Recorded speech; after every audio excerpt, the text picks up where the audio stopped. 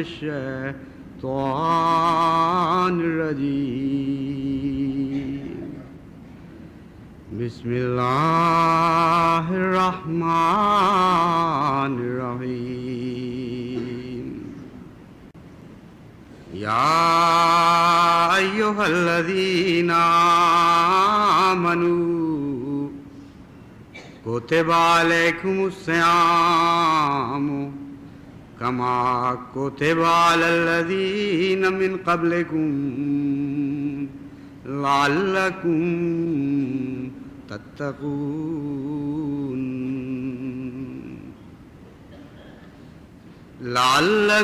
تتقون أياما معدودات فمن كان منكم مريضا أو على سفر فعدة من أيام أخر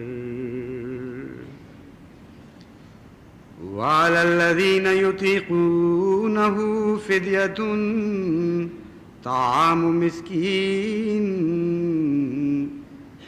فمن تطوع خيرا فهو خير الله وأن تصوموا خير لكم إن كنتم تعلمون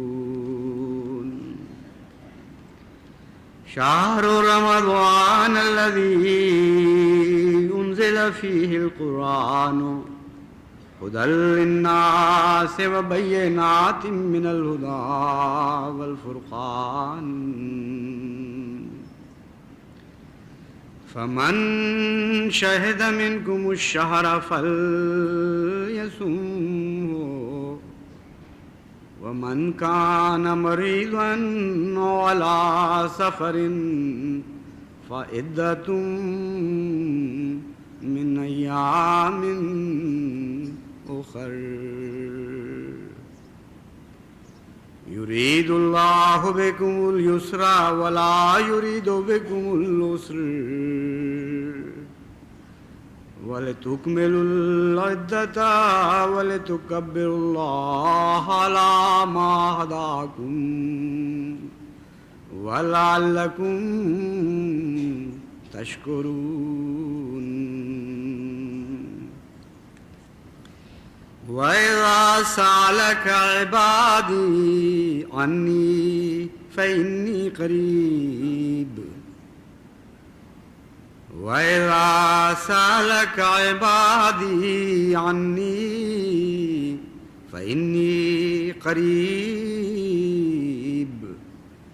أُجِيبُ دَعْوَةَ الدَّاعِ إِذَا دَعَانِ فَلْيَسْتَجِيبُوا لِي وَلْيُؤْمِنُوا بِي لَعَلَّهُمْ يَرْشُدُونَ۔ آج کے موضوع کے لیے میں نے وہ آیات چنی ہیں جن کا تعلق رمضان مبارک سے ہے اور روزہ رکھنے سے متعلق ہدایات دی گئی ہیں اور ان کے فوائد سے آگاہ کیا گیا ہے۔ سب سے پہلے تو اللہ تعالیٰ مومنوں کو یہ بتاتا ہے کہ تم پر جو روزے فرض کیے گئے ہیں تم سے پہلے لوگوں پر بھی فرض کیے گئے تھے، لعلکم تتقون، تاکہ تم تقوی اختیار کرو۔ اس کے دو مفہوم ہو سکتے ہیں۔ ایک پڑھنے والا یہ سمجھے گا کہ اللہ تعالیٰ یہ فرما رہا ہے کہ دیکھو ہم صرف تم پر سختی نہیں کر رہے بلکہ تم سے پہلے لوگوں پر بھی کافی سختی ہوئی تھی، اس لیے جہاں وہ بیچارے روزوں میں پکڑے گئے وہاں تم بھی پکڑے جا رہے ہو تو کیا فرق پڑتا ہے۔ لیکن یہ مفہوم ہرگز یہاں مراد نہیں ہے۔ ایک دوسرا مفہوم یہ ہے کہ ہم نے پہلوں کو بھی ایک نعمت عطا کی تھی، تم اس رسول کے ماننے والے ہو جس نے نعمتوں کو تمام کر دیا، درجہ کمال تک پہنچا دیا، اس لیے تمہارا زیادہ حق بنتا ہے کہ ہم یہ نعمت تمہیں عطا کریں۔ لعلکم تتقون، کیونکہ روزوں کا نتیجہ تقویٰ ہے، اور تقوی کی سب سے زیادہ تعلیم حضرت محمد مصطفیٰ صلی اللہ علیہ وآلہ وسلم نے دی، اس لیے ضروری تھا کہ ان سے زیادہ شان کے ساتھ تم پر روزے فرض کیے جاتے۔ جہاں تک من قبلکم کا ذکر ملتا ہے تاریخ میں، یعنی ان لوگوں کا ذکر جو اس سے پہلے گزرے ہیں، تو اگرچہ یہ درست ہے اور قرآن کریم اس طرف بھی اشارہ فرما رہا ہے کہ کوئی بھی مذہب ایسا نہیں جس میں روزے فرض نہ کیے گئے ہوں۔ چنانچہ انسائکلوپیڈیا بریٹینیکا اس مضمون پر لکھتا ہے کہ دنیا میں جتنے بھی مذاہب آئے ہیں ان میں ایک بھی ایسا نہیں جو روزے کے تصور سے خالی رہا ہو،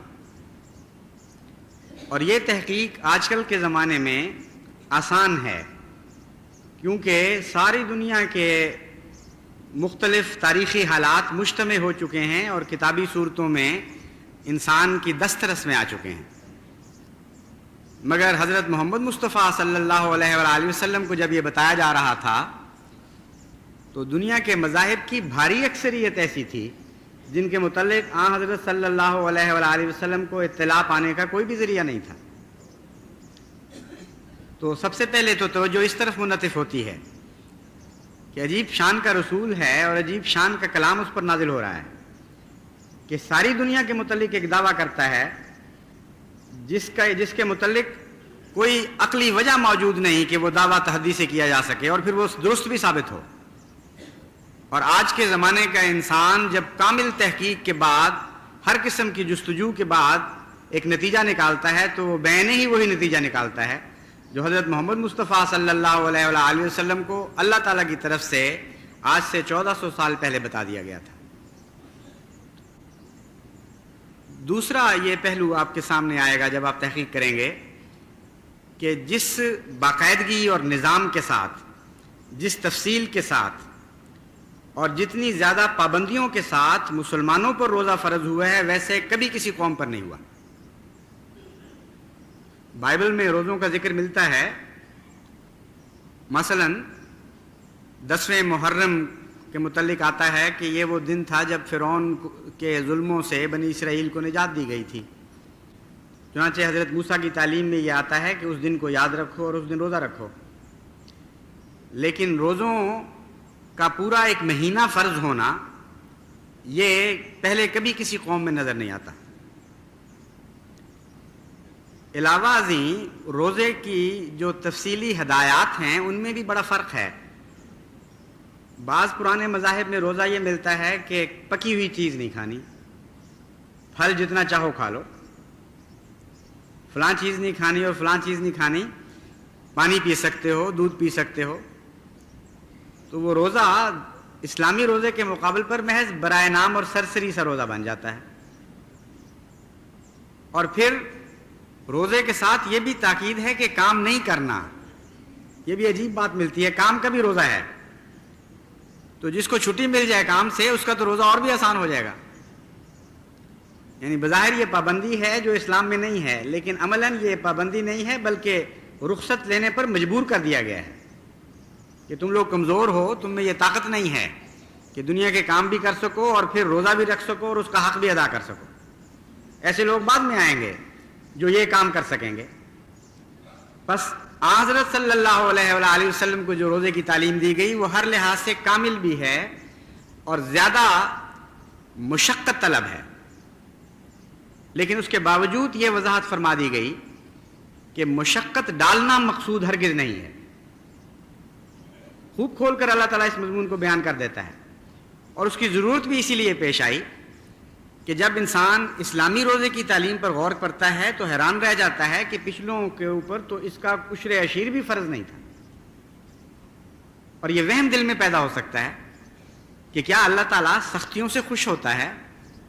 کیا اللہ تعالیٰ یہ پسند کرتا ہے کہ میرے بندوں پر بوجھ پڑے اور وہ تنگی محسوس کریں، اور اس کے نتیجے میں محض تنگی اور محض تکلیف اللہ تعالیٰ کی خوشنودی کا موجب بن جاتی ہے، جیسا کہ بعض مذاہب میں یہ تصور بھی پایا جاتا ہے؟ تو اللہ تعالیٰ وضاحت فرماتا ہے کہ ہرگز نہیں، اور آگے تفصیل کھلتی چلی جائے گی، سہولتیں بھی دیتا چلا جاتا ہے، اور پھر حکمتیں بیان کرتا ہے کہ مراد تقویٰ کو بڑھانا ہے، مراد مقصود زندگی کو عطا کرنا ہے، اور سختی پیدا کرنا ہرگز مراد نہیں. یہ ایک ضمنی چیز ہے، مقصود بالذات نہیں ہے. ایام معدودات، چند گنتی کے دن ہی تو ہیں. اللہ تعالیٰ فرما رہا ہے سارے سال میں سے 12 مہینوں میں سے ایک مہینہ ہے، یعنی موسی جو 10واں حصہ دیتا ہے اس سے بھی کم. البتہ اگر بعد کے 6 روزے رکھ لیں تو پھر پورا وصیت کا حق بن جاتا ہے. یعنی عید کے بعد 6 دن اگر آپ روزے رکھ لیں تو بین ہی وصیت کا مضمون بھی پورا ہو جاتا ہے. لیکن بہرحال اللہ تعالیٰ فرماتا ہے کہ بہت معمولی بوجھ ہے یہ تم پر، اور جتنے فوائد ہیں ان کے مقابل پر یہ کچھ بھی نہیں ہے. گنتی کے چند دن آتے ہیں اور گزر جاتے ہیں. بعض لوگوں کے دل میں خوف پیدا ہو رہا ہوتا ہے، بعض لوگ یہ حسرتیں لے کر گزر رہے ہوتے ہیں ان دنوں سے کہ پتہ نہیں پھر اگلی دفعہ اگلے سال یہ دن دیکھنے نصیب بھی ہوں گے کہ نہیں. مگر دونوں کے دن تھوڑے ہی ہوتے ہیں. سختی اور تنگی ترشی محسوس کرنے والوں کے دن بھی گزر جاتے ہیں اور حسرتیں لیے ہوئے دلوں کے دل بھی گزر جاتے ہیں. فرمایا کہ یہ وہ روزہ ہے جو تم پر فرض کیا گیا، لیکن جیسا کہ میں نے بیان کیا تھا قرآن کریم فرماتا ہے کہ سختی کی خاطر نہیں. اللہ تم پر سختی وارد کرنے سے خوش نہیں ہوا کرتا. من کان منکم مریضن او علی سفرن، تم میں سے جو بیمار ہو یا مسافر ہو، فعدۃ من ایام اخر، اس کے لیے فرض ہے کہ وہ بعد کے دنوں میں اس کو روزوں کو پورا کر لے. اب اس میں ایک اور سہولت پیش کر دی گئی. سختی کے روزے مثلا گرمی کے، انتہائی گرمی کے روزوں جو اب ہمارے اوپر آنے والے ہیں، ان میں کوئی شخص بیمار ہو جاتا ہے یا کوئی سفر پر ہوتا ہے، اس پر یہ فرض نہیں ہے کہ ضرور انہی دنوں میں گرمی کی سختی کے اندر وہ روزے رکھے. اگر وہ سردیوں کے آسان روزے بھی رکھ لیتا ہے تب بھی اس کا فرض پورا ہو جاتا ہے. اس سے بھی معلوم ہوتا ہے کہ سختی اللہ تعالیٰ کے پیش نظر نہیں ہے. وَعَلَى الَّذِينَ يُطِيقُونَهُ فِدْيَةٌ طَعَامُ مِسْكِينٍ، یہ جو آیت ہے اس پر بہت سی بحثیں اٹھائی گئی ہیں. یطیقونہ سے کیا مراد ہے؟ اور واقعہ یہ ہے کہ اس کے جو مختلف پہلو ہیں وہ ہر امکان پر حاوی ہو جاتے ہیں. یہ کہنا درست نہیں ہے کہ بعض مفسرین کے معنی درست ہیں اور بعض دوسرے مفسرین کے غلط ہیں. امر واقعہ یہ ہے کہ انسانی زندگی کے حالات میں دونوں قسم کے مواقع، بلکہ کئی قسم کے ایسے مواقع پیدا ہوتے ہیں جن پر اس آیت کے مضمون کو الٹ پلٹ کر پھیر کر چسپاں کریں تو ہر موقع کے اوپر یہ آیت چسپاں ہو جاتی ہے. سب سے پہلے تو یطیقونہ کا وہ ترجمہ ہے جو مثبت ترجمہ ہے، یعنی یہ بیان کیا گیا کہ وہ لوگ جو روزے کی طاقت، جو فدیہ کی طاقت رکھتے ہیں، یہاں یہ ترجمہ بنے گا کہ ہم رخصت تو تمہیں دے رہے ہیں، بیمار ہو، سفر پہ ہو، تم بے شک بعد میں روزے رکھ لو، لیکن یہ روزہ نہ رکھنے کا جو غم تمہیں لگ جائے گا کہ سارے لوگ روزے رکھ رہے ہیں اور ہم محروم رہ رہے ہیں، ہم تمہیں ایک ترکیب بتاتے ہیں اس بوجھ کو ہلکا کرنے کی. تم کسی غریب کو کھانا کھلا دیا کرو، وہ لذت جو تمہیں حاصل ہوگی غریب کو کھانا کھلا کر، وہ اس غم کو کم کر دے گی کہ تم روزہ نہیں رکھ سکتے. یطیقونہ سے مراد یہاں ہے جن کو طاقت ہو، جن کے اندر استطاعت ہو کہ وہ غریب کو کھانا کھلا سکیں. ان کے لیے بڑی سہولت ہے کہ وہ یہ کام کریں اور ان کا یہ غم کہ ہم روزے سے محروم رہ گئے وہ کسی حد تک کم ہو جائے گا. لیکن اس پر بعض دوسرے مفسرین کو اعتراض ہے اس ترجمے پر کہ مشکل یہ ہے کہ یطیقونہ میں جس طرف ضمیر پھیری گئی، کس کی طاقت؟ فدیۃ طعام مسکین، اس کا ذکر تو بعد میں آ رہا ہے، اور یہ اعلیٰ ادبی تقاضوں کے خلاف ہے کہ جس کا آپ ذکر کر رہے ہیں وہ بعد میں ہو اور ضمیر پہلے اس کی طرف پھیر دیں. اس لیے بعض دوسرے مفسرین نے کہا کہ یہ فصاحت و بلاغت کے خلاف ہے. دوسرا یہ بھی ان کو اعتراض پیدا ہوا کہ اگر یہ ترجمہ کریں تو فدیۃ تو مؤنث ہے اور ضمیر پھیری گئی ہے مذکر کی، یطیقونہ، ہو جو ہے وہ مذکر صیغہ ہے، اگر مؤنث کی طرف ضمیر پھیرنی ہوتی تو یطیقون ہا چاہیے تھا۔ ان دونوں باتوں کا بہترین جواب حضرت شاہ ولی اللہ محدث دہلوی نے دیا ہے۔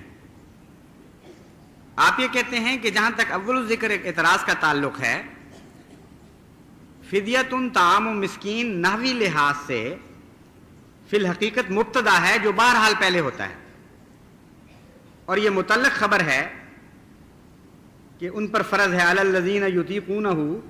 یہ ایک عربی کی بحث ہے، زیادہ تفصیل میں اس وقت نہیں جاؤں گا، مگر مختصراً یہ کہ اس اعتراض کو انہوں نے حل کر دیا یہ کہہ کر کہ فدیت ان کا مقام پہلا ہے، اور بعض دفعہ جملوں میں تقدیم تاخیر ہو جایا کرتی ہے بعض قوانین کتابیں، لیکن مبتدا کا اصل مقام پہلے ہی ہوتا ہے ہمیشہ، اس لیے یہ اعتراض رد ہو جاتا ہے، یعنی فصاحت و بلاغت پر کوئی برا اثر نہیں پڑتا اس سے۔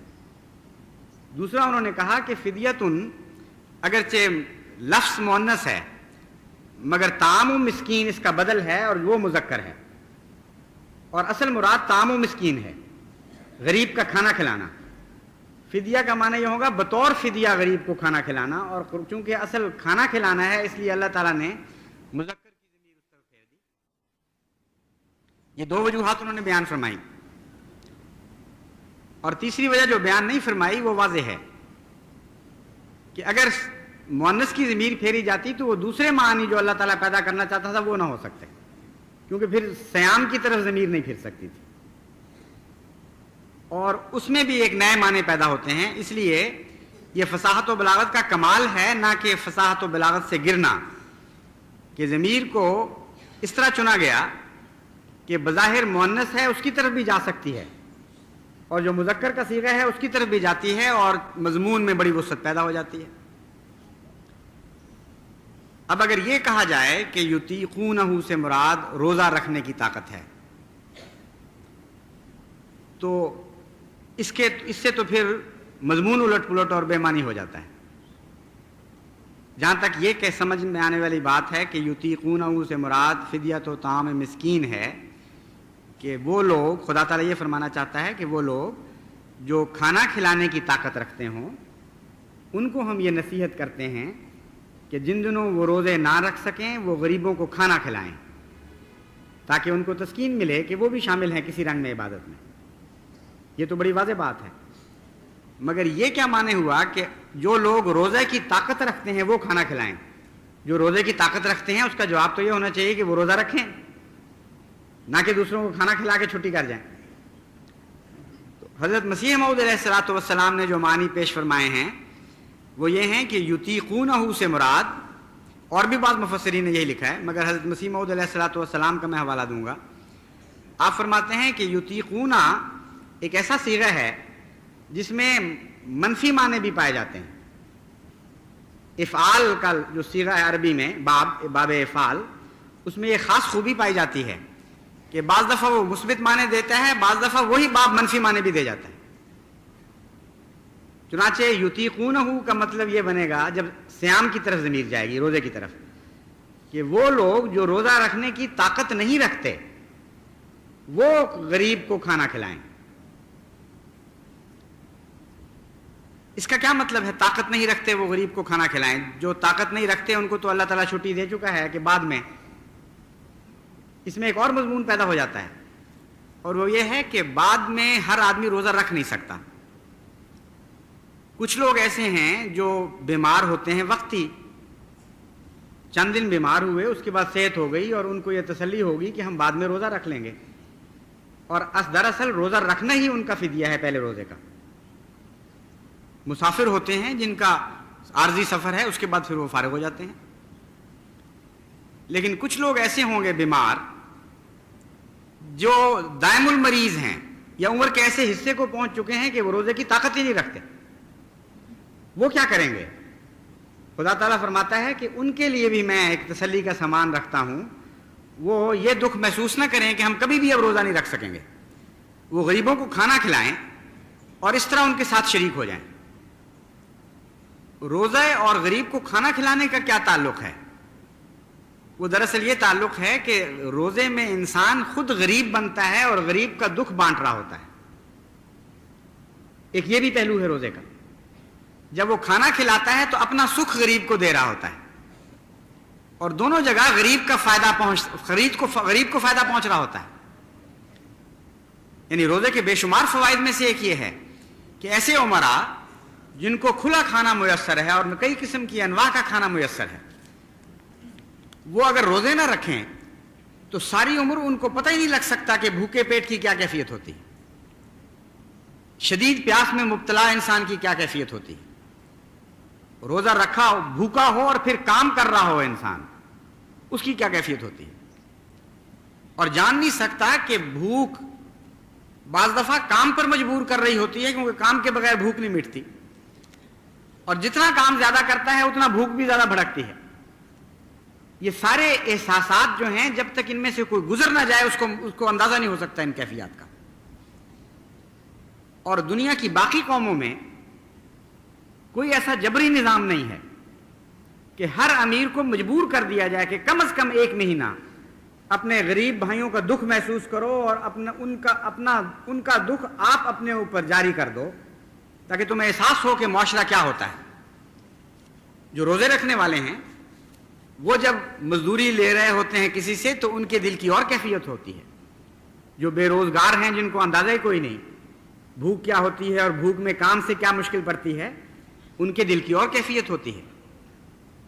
اول الذکر کے نتیجے میں یعنی جو روزہ رکھنے والے ہیں اور کام لے رہے ہوتے ہیں, معاشرے میں بڑا حسن پیدا ہو جاتا ہے, ان میں انسانی قدریں آ جاتی ہیں, ان میں غریب اور امیر میں دوری بڑھتی نہیں ہے بلکہ فاصلے کم ہو جاتے ہیں. بسا اوقات وہ مزدوروں کو روکتے ہیں خود کہ ٹھہرو, ہم تمہیں پانی پلاتے ہیں, ہم تمہارے لیے کچھ کھانے کا انتظام کرتے ہیں, سہولتیں مہیا کرتے ہیں, جو سہولتیں ان کے کانٹریکٹ یا ان کے معاہدے میں شامل نہیں ہوتی. وہ کیوں کرتے ہیں؟ اس لیے کہ اللہ تعالیٰ ان کو 1 مہینہ روزے کی ٹریننگ دے چکا ہوتا ہے, کم از کم 1 مہینہ. چنانچہ اس سے آپس میں دوری کی بجائے محبت پیدا ہو رہی ہوتی ہے. اور بعض ظالم اور بڑی کثرت سے ایسے لوگ ملتے ہیں. بعض ظالم ایسے ہیں جو مزدور سے کام لے رہے ہوتے ہیں اور ساتھ گالیاں دے رہے ہوتے ہیں کہ تم سے چلا نہیں جاتا, دوڑو, تیز کرو, اپنا وقت پورا کرو. حالانکہ اس غریب کے پیٹ میں روٹی نہیں ہوتی, کمزوری محسوس ہو رہی ہوتی ہے, اس کی جان نکل رہی ہوتی ہے گرمی میں, سردی میں, اور پوری طرح بے حس اور بے تعلق ہو کر گویا ایک دوسری دنیا کی مشین ہے. بعض ظالم ان سے زبردستی کام لے رہے ہوتے ہیں. تو انسانی قدروں کو بڑھانے کے لیے روزہ ایک بہت ہی اہم چیز ہے, اور دکھ بانٹنے کا نام, غریب کے ساتھ دکھ بانٹنے کا نام روزہ ہے. جب آپ دکھ نہیں بانٹ سکتے مجبوراً تو اللہ فرماتا ہے پھر سکھ بانٹو, اپنے سکھ ان کو دو, اس طرح شریک ہو جاؤ ان کے ساتھ, جو نعمتیں تمہیں ملی ہیں وہ ان کو عطا کرو. چنانچہ فدیے میں یہ روح مقرر فرمائی کہ ہر شخص اپنی توفیق کے مطابق فدیہ دے, جس کو فدیہ دینا ہے اس کی حیثیت کے مطابق نہیں دینا. اس فلسفے کو بڑا نمایاں کر دیا اللہ تعالیٰ نے یہ فرما کر کہ یہ نہیں کہو گے کہ اس غریب کو تو 1 روٹی اور پیاز کافی ہے, اس لیے میں 1 روٹی اور پیاز دے دوں گا اور میرا فدیہ پورا ہو جائے گا. اللہ تعالیٰ اس کی اجازت نہیں دیتا, پھر تو سکھ نہ بانٹا گیا. اللہ تعالیٰ تو یہ فرماتا ہے کہ اپنے سکھوں میں غریبوں کو شریک کرو. اگر تم اعلیٰ قدروں کی اعلیٰ نعمتیں استعمال کرتے ہو اپنے لیے, نہایت ہی اونچی قسم کے کھانے کھاتے ہو, تو فدیہ تب ہوگا اگر تم ویسے ہی کھانا غریبوں کو کھلاؤ اور ان کو بھی اندازہ ہو کہ اللہ تعالیٰ نے ان لوگوں کو کیا کیا نعمتیں دی ہوئی ہیں. کچھ وہ بھی شریک کریں, سارا سال نہ کھا سکیں, چلو 1 مہینہ ہی وہ تمہارے ساتھ شریک ہو جائیں. تو بہت سے جو مسالے ہیں ان میں سے یہ 1-2 مسالے ہیں جو جن کا اس آیت میں ذکر ہے. فمن تطوع خیرن فہو خیر لہ. اب فرض تو ان پر ہوگا فدیہ دینا جو روزہ نہیں رکھ سکتے. علی الذین میں جو فرض کے معنی پائے جاتے ہیں اس کا تعلق یطیقون سے ہے, یعنی منفی معنوں کے ساتھ. اگر یطیقون کے منفی معنی لیے جائیں اور ایسے اشخاص ہوں جو روزے کی طاقت سے مستقلاً محروم ہو چکے ہیں, تو لازماً ان کو فدیہ دے کر روزے کا حق ادا کرنے کا ایک اور طریق اختیار کر لینا چاہیے. اور یہ لازم ہے ان پر جن کے اندر استطاعت ہے فدیہ دینے کی. یہ معنی بھی بیچ میں آ جاتے ہیں. اگر اتنا غریب ہے کہ اپنے لیے کھانا میسر نہیں تو اس کو اللہ تعالیٰ مستغنی فرما دیتا ہے، اور یہ لچک اس آیت میں دونوں طرح کی موجود ہے۔ لیکن فرماتا ہے کہ یہ تو فرض ہے، ہم جانتے ہیں ہمارے بندوں میں سے ایسے بہت سے ہوں گے جو روزہ رکھ بھی سکتے ہوں گے بعد میں، تب بھی ان کو بے قراری ہوگی کہ ہم کیوں محروم چلے جا رہے ہیں۔ فرمایا ایسی اطاعت کی روح رکھنے والے، ایسے پیش خدمت کے کاموں میں اور دین کے کاموں میں آگے بڑھنے والے، من تطوع، جو اطاعت کی روح میں درجہ کمال رکھتے ہیں، اگر وہ اپنی طرف سے فدیے دینا چاہیں تو منع تو نہیں ہے ان کو، وہ طاقت رکھتے ہوں یا نہ رکھتے ہوں اس سے قطع نظر، جب وہ روزہ چھوڑیں وہ فدیے دیں، اور اس لذت میں ہم ان کو شریک کر لیتے ہیں، فَهُوَ خَيْرٌ لَهُ، اور یہ بھی بتا دیتے ہیں کہ ان کے لیے بہتر ہوگا اس میں، یعنی توئی نظام بھی فدیے کا جاری فرما دیا ساتھ ہی، وَأَن تَصُومُوا خَيْرٌ لَكُمْ إِن كُنتُمْ تَعْلَمُونَ۔ یہاں پہنچ کر انسانی فطرت کو جھنجھوڑا ہے اللہ تعالیٰ نے۔ بہت سے بیمار ایسے ہیں جو دل کے بھی بیمار ہوتے ہیں، بہت سے بیمار ایسے ہوتے ہیں جو جسم سے زیادہ روح کے بیمار ہوتے ہیں، ان کو بہانہ چاہیے ہوتا ہے روزے چھوڑنے کا، ان کو چھینک آ جائے تو وہ سمجھتے ہیں روزہ چھوڑ دینا چاہیے، ان کی طبیعت ذرا اداس ہو جائے تو وہ سمجھتے ہیں بیمار ہو گئے ہیں روزہ چھوڑ دینا چاہیے۔ تو اللہ تعالیٰ فرماتا ہے کہ روزہ چھوڑنے کا جو حکم ہے یہ تمہارے لیے نقصان ہے، روزہ چھوڑنے کی جو اجازت ہے یہ نقصان کا سودا ہے، فائدے کا سودا نہیں ہے، ایک تمہاری مجبوریوں کو پیش نظر رکھ کر اللہ نے اجازت دی ہے۔ لیکن حقیقت یہ ہے کہ جو روزہ رکھتا ہے اس کو وہ بہت بہتر ہے اس آدمی کی نسبت جو مجبوراً روزہ چھوڑ رہا ہے۔ اس لیے عقل سے کام لینا اور اپنے فائدے کے خلاف کوئی فعل نہ کرنا، اپنے نفس کے خلاف نہ فیصلہ کر دینا کہ بظاہر آسانی میں تم پڑھ رہے ہو اور حقیقت میں بہت بڑا گھاٹا کھا رہے ہو۔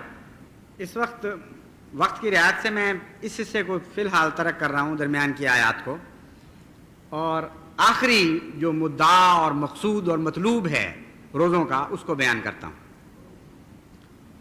اللہ تعالیٰ فرماتا ہے وَإِذَا سَأَلَكَ عِبَادِي أَنِّي فَإِنِّي قَرِيبٌ، کہ جب میرے بندے تجھ سے سوال کریں کہ میں کہاں ہوں اور کیسے مجھے پایا جا سکتا ہے، فَإِنِّي قریب، تو تیرے کہنے سے پہلے ہم ان کو بتا رہے ہیں کہ میں قریب ہوں۔ یہ نہیں فرمایا کہ تو ان سے کہہ دے کہ میں قریب ہوں، فرمایا میں ان کے قریب ہوں۔ اجیب دعوت الداعی اذا دعان فلیستجیبوا لی ولیؤمنوا بی لعلہم یرشدون، میں ان کی دعوت کا جواب دیتا ہوں، ان کی پکار کو سنتا ہوں اور قبول کرتا ہوں، لیکن یہ یک طرفہ رستہ نہیں ہے۔ وہ یہ نہ سمجھیں کہ وہ گویا کہ اللہ تعالیٰ ان کا کوئی نوکر بن گیا ہے، وہ حکم دیتے چلے جائیں اور اللہ تعالیٰ منظور کرتا چلا جائے گا۔ فرمایا یہ تعلق کا دو طرفہ رستہ ہے، فَلْيَسْتَجِيبُوا لِي، وہ میری باتوں کا بھی جواب دیا کریں اور جو میں ان کو نصیحتیں کرتا ہوں ان کے فوائد کی خاطر ان پر عمل کیا کریں، تب یہ رشتہ چلے گا۔ اور یہ نصیحتیں ساری روزے کی جا چکی ہیں پہلے سے۔ روزے کا اللہ تعالیٰ خود جواب ہے، روزے کا اللہ تعالیٰ خود پھل ہے، اور اسی پھل کی طرف اس آیت میں اشارہ کیا گیا ہے۔ فرمایا ہے اگر تم مجھے ڈھونڈتے ہو تو روزے کی عبادت اختیار کرو، یہ کامل عبادت ہے۔ اس عبادت کے بعد تم سب سے اعلیٰ جنتیں حاصل کر لو گے، اور وہ جنتیں میری رضا کی جنتیں ہیں۔ کوئی بھی دنیا میں ایسی عبادت نہیں متصور ہو سکتی جو ساری عبادتوں کی جامع ہو سوائے روزے کے۔ اس میں ہر چیز آ جاتی ہے، بدنی، روحانی، جسمانی، جذباتی، کوئی پہلو ایسا عبادت کا نہیں ہے جو روزے میں نہ آتا ہو۔ اس لیے اللہ تعالیٰ مقصود بن جاتا ہے روزے کا۔ اس مضمون کی احادیث تو بکثرت ملتی ہیں، سوال یہ ہے کہ قرآن کریم میں اس طرف کہاں اشارہ ہے۔ وہ اول تو یہاں جیسا کہ میں نے بیان کیا ہے مقصود اللہ تعالیٰ کی ذات ہے، اور روزوں کے حکم کے بعد اپنی ذات کو رکھ دیا۔ فرمایا کہ میں تمہارے قریب آ جاؤں گا اگر روزے رکھو گے، اگر عبادتوں کا حق ادا کرو گے تو میں تمہارے پاس ہوں گا.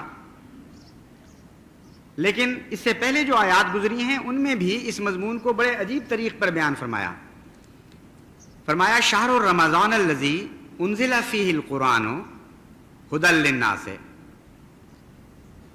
رمضان کا وہ مہینہ ہے جس میں ایک معنی یہ ہے قرآن اتارا گیا. اب بہت سے علماء نے اس پر بحث اٹھائی کہ قرآن کریم کا آغاز تو ہو سکتا ہے رمضان شریف میں ہوا ہو، لیکن یہ کہنا کہ رمضان میں ہی قرآن اتارا گیا یہ درست نہیں ہے. سارے سال قرآن کریم مختلف وقتوں میں اترتا رہا ہے.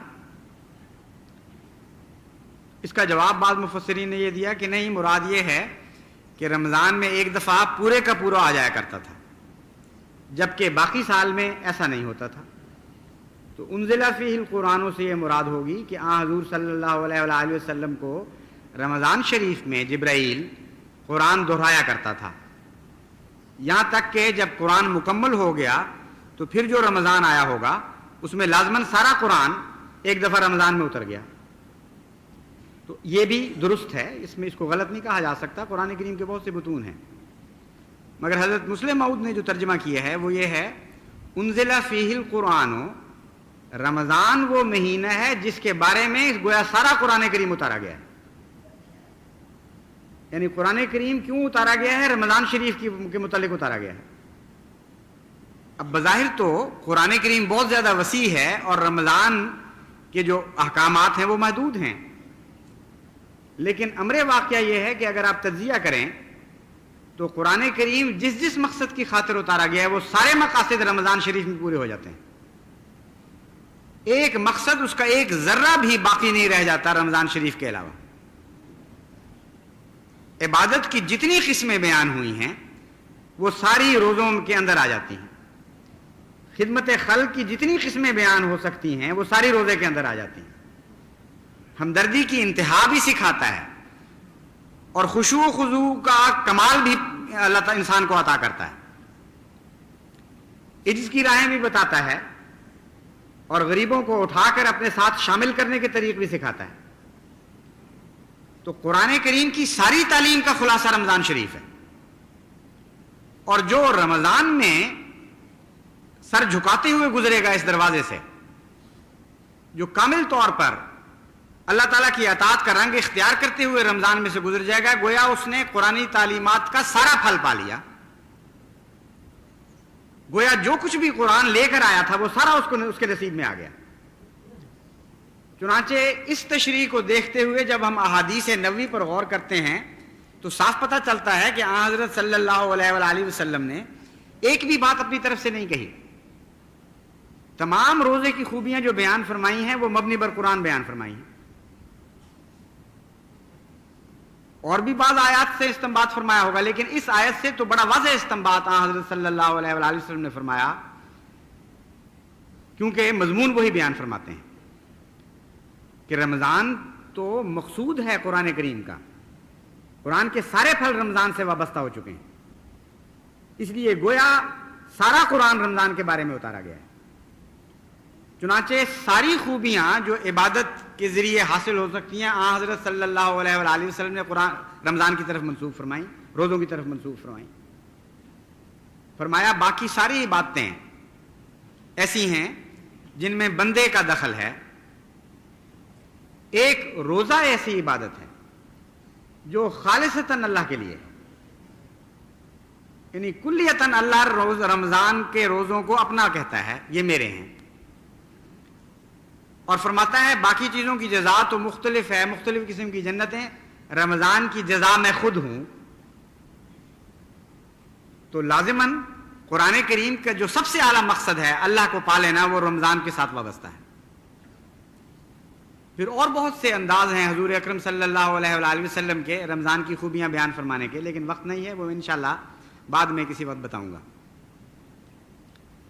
اس وقت یہی کافی ہے فی الحال کہ رمضان شریف تمام عبادتوں کا خلاصہ ہے.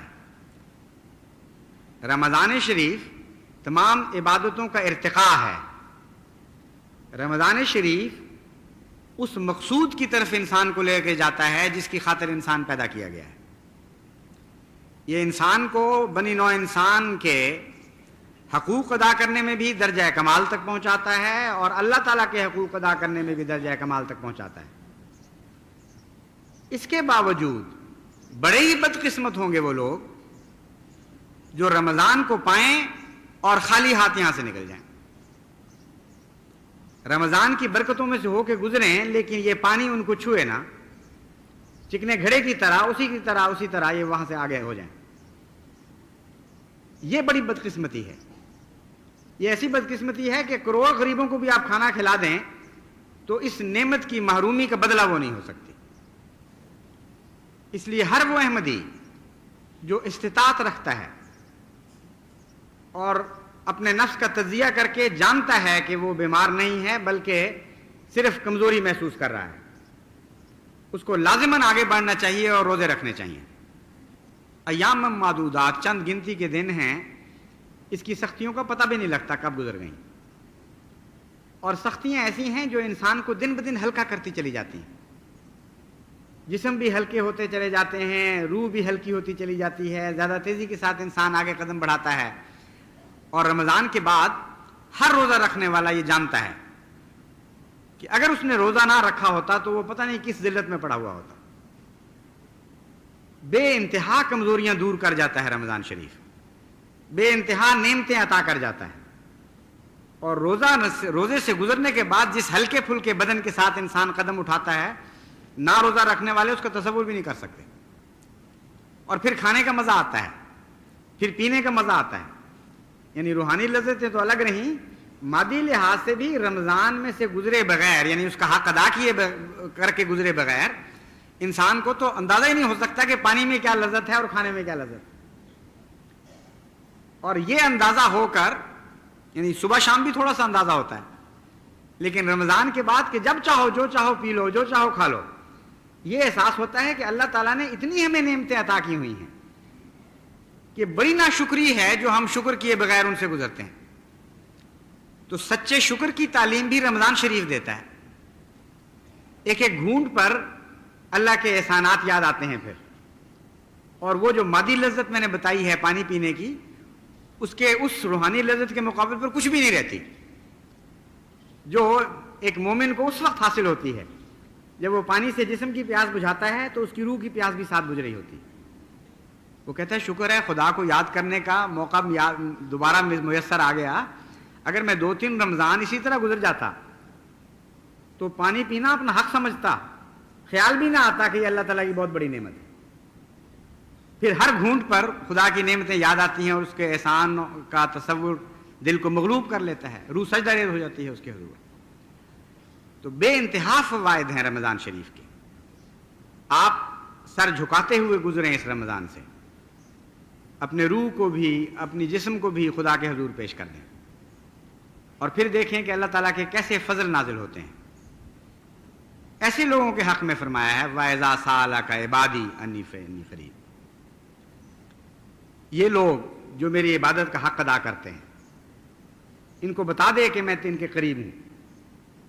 یہ تجھ سے پوچھتے ہیں، میں کہتا ہوں کہ میں ان کے قریب ہوں، لیکن یاد رکھیں کہ میرے حقوق ضرور ادا کریں، کیونکہ میرے حقوق ادا کرنے کے نتیجے میں ان کو ملوں گا، ورنہ یہ یک طرفہ راستہ نہیں ہوگا تعلق کا۔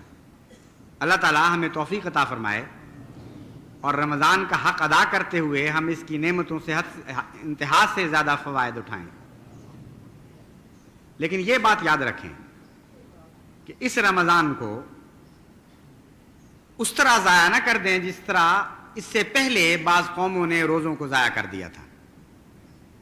جب من قبلکم اللہ تعالیٰ نے فرمایا تو ایک یہ بھی بتانا مقصود تھا کہ تم سے پہلے بھی روزے فرض ہوئے تھے، تم سے پہلے بھی لوگ تھے جنہوں نے فائدے اٹھائے، لیکن جب ان کی تاریخ پر نظر ڈالو گے تو تمہیں یہ بھی محسوس ہوگا کہ بہت سے ایسے بدبخت تھے، بدقسمت تھے، جو فائدہ اٹھانے کی بجائے نقصان اٹھا گئے۔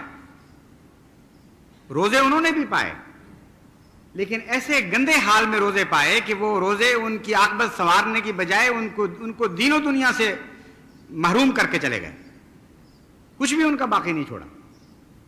ان لوگوں کی طرح روزے نہ رکھنا۔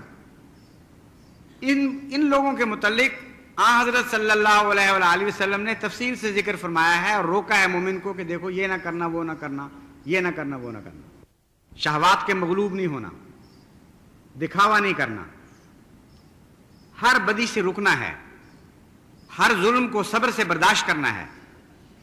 کچھ لوگ تم پر زیادتیاں کریں گے، فرمایا ان کو 2 دفعہ کہو، 1 دفعہ نہیں 2 دفعہ کہو انی صائمون، کہ میں روزے دار ہوں۔